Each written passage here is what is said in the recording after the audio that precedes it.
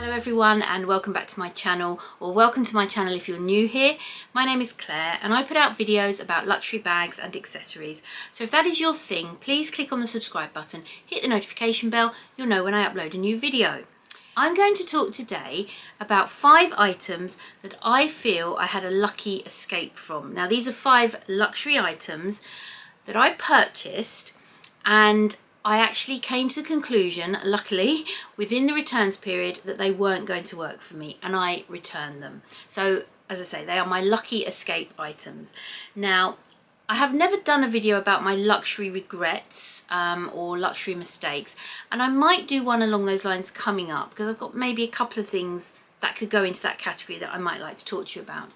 But these 5 items, had I kept them, they would have definitely fallen into that category and they would definitely then appear on a luxury regrets video. But as I say, I had a lucky escape because I came to my senses in time to return them. So let's get into it. The first one was a Versace eye stroke sleep mask. Now it's very bougie, it's a silk mask with the Versace Medusa pattern on it, and I was 100% influenced by Cassie Thorpe to purchase this.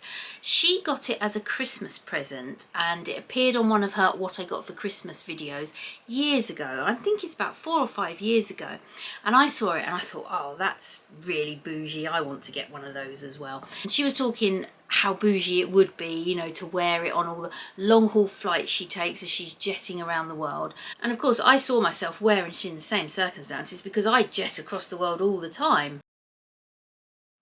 But that was my thought process at the time. You know, in my fantasy life I could wear this eye mask as well and be very bougie.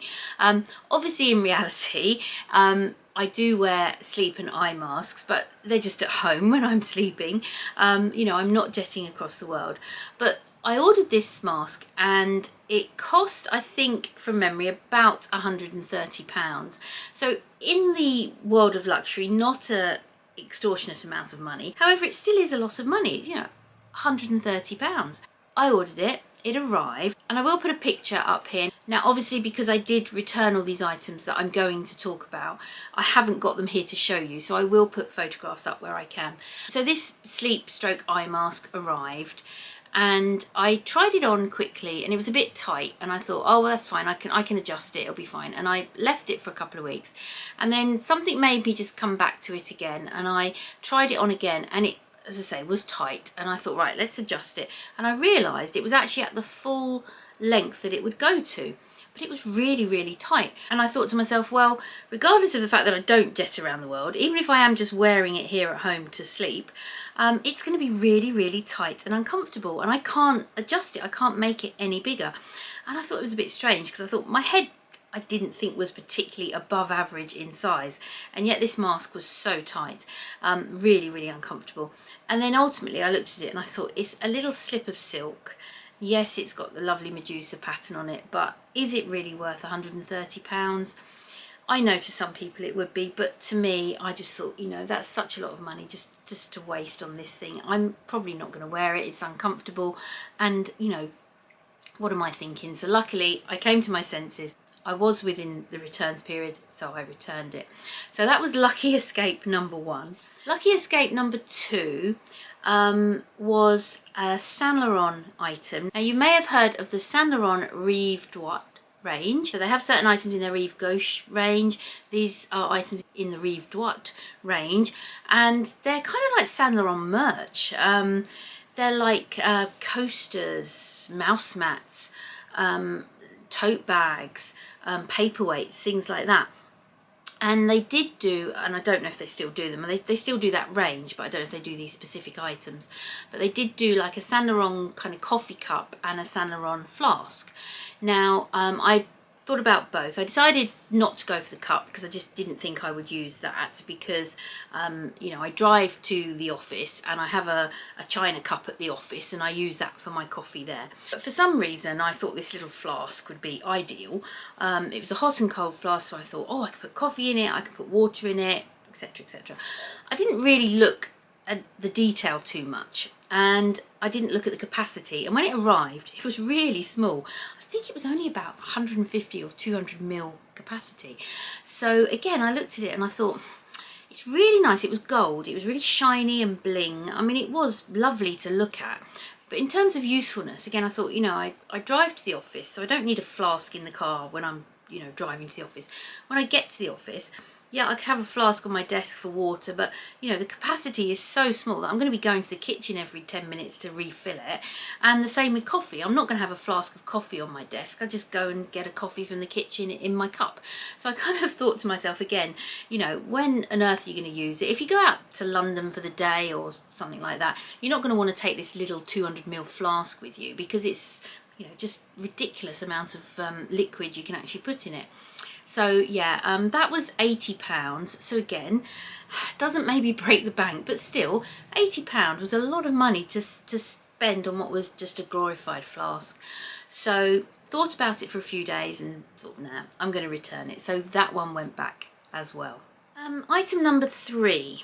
Now, maybe this is a cheat because I have talked about this one on my channel before, because I actually did a true unboxing of this item on my channel a couple of years ago, I think. Now, this was the Fendi Basket Bag.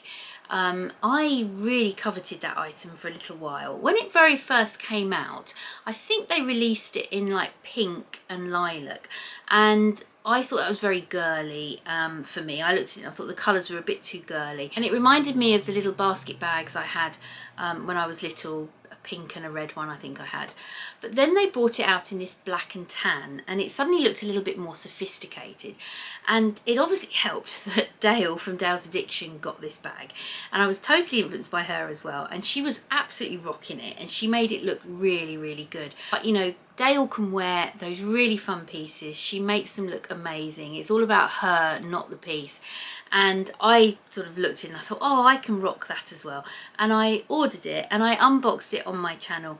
But when I looked back at the footage, I could see that I just wasn't excited about it. I could see that I obviously had lots of reservations as I was unboxing it. And I know when I unbox on my channel, I'm not overly excited. That's just my British reservedness. But this was quite obvious that I was very underwhelmed by it and really not excited, and quite concerned, I think, that I'd made a mistake. And I ummed and ahed about whether to actually release the video, put the footage up. I did in the end, but I actually prefaced it with a message that, you know, you can see that there's an issue with this as I unbox it, and at the end I did confirm that I had returned it, because, as I say, when I watched the footage back, I realised that I just wasn't excited about this bag. Then after I filmed the unboxing, I obviously took the bag, I tried it on, I put a strap on it, I put some things in it, I stood in front of the mirror, and I could see it just didn't suit me at all. It just didn't work for me, and I felt there was absolutely no way I could rock that bag the way Dale did, and I knew it wouldn't work for me. So yeah, I was disappointed, but I had to return it. It was going to be my first Fendi bag, not a Fendi first, but my first Fendi bag. I returned it, and then ultimately my first Fendi bag was my blue baguette, and I'm obviously thrilled with that, and that is a bag that works for me. So yeah, so that Fendi basket bag was one that went back. Item number 4 was also a bag, and this is a travel bag. This is from the brand Anya Hindmarch. And this bag was about £800, but I managed to get a discount on it. I think I ordered it from Matches in the end, and I got it for just over £600. So again, not a fortune in luxury terms, but still a good amount of money. You'll notice a theme. Most of these purchases I was influenced to buy. But I was influenced by Trini from London, Trini Woodall, who's a big influencer here in the UK, but I think she's fairly well known in the States and Australia as well. I've always loved Trini, right from her early days of doing styling programs with Susanna, if you've heard of Trini and Susanna, and then I've gone on to absolutely love her range of skincare and makeup, and I do often watch her Instagram and YouTube videos. She does these closet confession videos where she talks a lot about styling, talks a lot about, you know, outfits, clothing, that sort of thing, and she does packing videos. If she's going away for a weekend or a week or whatever, she does a lot of packing videos, capsule wardrobe videos, you know, how to take outfits that go from day to night and things like that. So she did a packing for a weekend away in London video, and I'm sure it was just before I went for my weekend away in London, so it really resonated with me. I was like, right, I need to watch this video. And she said, oh, I've got this new travel bag, and it was this, as I say, this Anya Hindmarch, and it's called the 24-hour travel bag, something along those lines, and it is supposed to be for literally 1 or 2 nights away. And it's a really quite big bag, and it kind of zips around the outside and then opens up, and it's all compartmentalized, and all the compartments are labeled. So you have this compartment for shoes, you have one for lotions and potions, clothes, you have one for technology. And I loved the idea of that, because I love anything that gives me more organization, and it just really appealed to me. And she packed this bag for a weekend away, and I was just very taken with this bag. And so the first opportunity I got to get it at a discount, I ordered it. When it arrived, it was very, very big, and it was very, very heavy. So before I'd even put anything in it, it was very heavy. But as I started to look at it and kind of practice packing in it and seeing what I could put in it, although I loved the compartmentalization and I liked that idea, it didn't really work, because by the time I got shoes in that compartment, and there was a compartment for underwear, and then got my lotions and potions, as I say, in this compartment, and my clothes in that compartment. And as I say, it was only for 1 or 2 nights away, and I was only kind of practicing what I might take away for a couple of nights. There just wasn't enough room. The way it had the compartments in it, it really reduced the capacity, and it was probably a bigger bag than a very quite cheap overnight bag I've got. But that bag opens up, and I can fit a lot in it, and it's very lightweight to start with. So by the time I'd put everything in the bag, and for starters, a lot of my hair stuff wouldn't fit, because there was no compartment for hair things at all. So once I'd got everything in there, I wanted to take away for a 2-night trip perhaps. I was very frustrated because it wouldn't all fit, and so some of it I had to leave out. And then when I zipped it up and picked it up, it was so heavy. As I say, it was heavy before you put things in it, so it was really heavy once I've got some stuff in it. And it only had 2 handles. So you could put it over your shoulder, but it was so heavy. I mean, if I'd have carried it about, it'd have killed my shoulder. And it was also so big and bulky, I would have been swishing around and hitting things as I walked around. Obviously I could carry it handheld, but still really, really heavy. Crook of the arm, I think it would have, really hurt my arm. And again, just it would have bashed too many things. It was so big and bulky. And yeah, I looked at it and I kind of compared it size-wise to this very lightweight overnight bag I've got, plus a couple of my sort of cabin size rolling suitcases, and it was bigger than them, but all those other luggage items I already own had more capacity and was so much more lightweight and much easier to carry. And obviously rolling suitcases, you can just roll them behind you, you don't have to worry about damaging your shoulders and your arms carrying them. So yeah, as much as I loved the idea, the execution was really poor, and I just felt, yeah, I can't do this. The only thing it might have been okay for is a car trip, certainly not going on a train or an aeroplane or anything like that.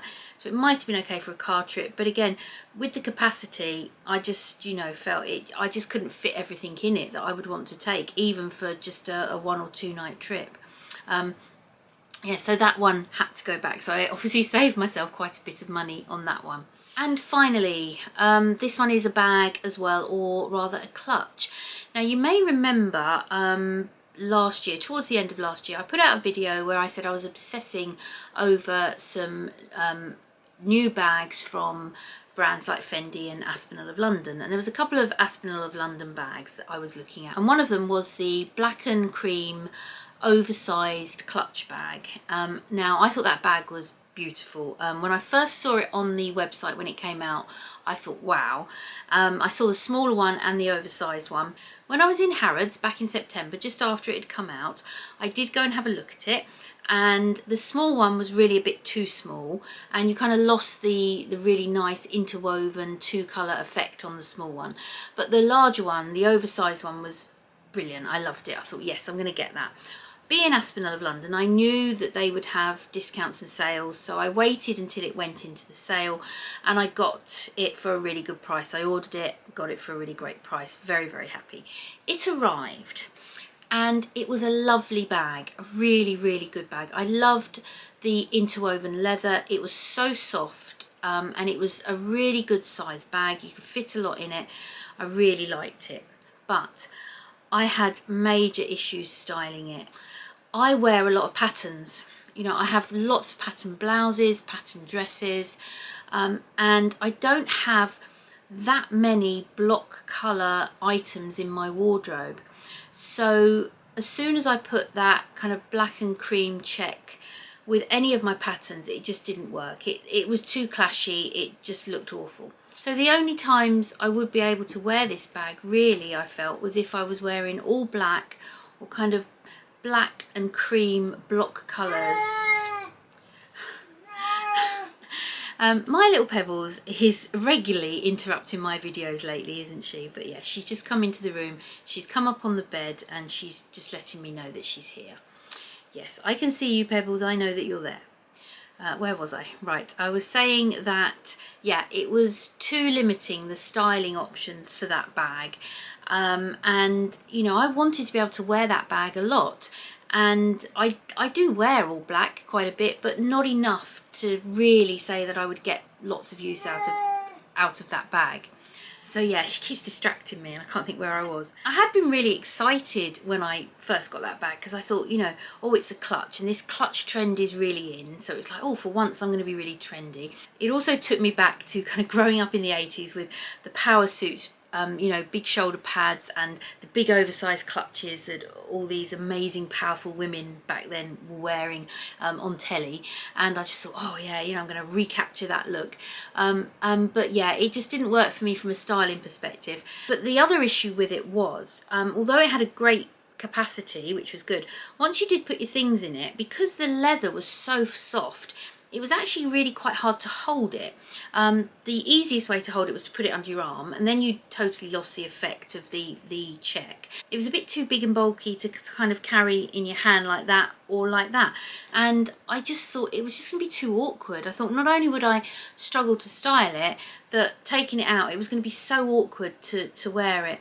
If it had an optional sort of detachable train or strap, then I probably would have kept it, because if I had the option to wear it over my shoulder or, you know, crossbody or something, I probably would have kept it so that I had the versatility to have a shoulder strap when I needed it, but occasionally to perhaps wear it as a clutch. But it didn't. It was completely a clutch, no straps, no chains, and nothing like that. And yeah, it didn't quite work. I was thinking about the Fendi First when I was looking at that, because obviously the Fendi First is a clutch, but it does have the optional straps and chains, and also the Fendi First has that kind of pinched in top which allows you to hold it, I would imagine, a little bit easier, and also a very, you know, kind of flat base that allows you to hold it this way a little bit easier. But the way this Aspinal clutch was designed, it was very hard to clutch it from the top or the bottom, and yeah, so I kind of thought, no, I don't think it's going to work for me, and I returned it. I was really gutted to have to return it. I think it was just after Christmas in the January sales that the bag was reduced even more, and I looked at it and I thought, oh wow, it's gone really low price, you know, maybe I should get it again. And then I thought, no, it doesn't matter how reduced it gets, you've already ascertained it's not a good bag for you. So no, I resisted and I left it. So yeah, that was another one that I feel was a lucky escape. So that's 5 items there in total that were lucky escapes. Although each of those items, as I said, were not extremely high priced, high ticket items, when I add them all up, what they would have cost me had I kept them, it comes to round about the equivalent price of a Fendi mini baguette. And when you look at it in that context, I think, you know, I'm much happier to have spent all that money on a Fendi mini baguette rather than have spent that money individually on those 5 items that ultimately would have ended up on a luxury mistakes or luxury items I regret video of the future. I just know they would. Some of these things tie in again with what I said on my lessons learnt buying luxury video, which I will link down below if you haven't seen it, because on that video I talk about you know, how we say buy what you love, but how sometimes you just have to accept that, you know, what you love is not going to work for you. Because certainly that last item I talked about, that Aspinal clutch, I loved that. I really, really loved it. But I have to accept that just because I love it doesn't mean it's going to work out for me. You know, 5 other examples of things that I loved, but once I had them here in my possession, I realised they weren't going to work.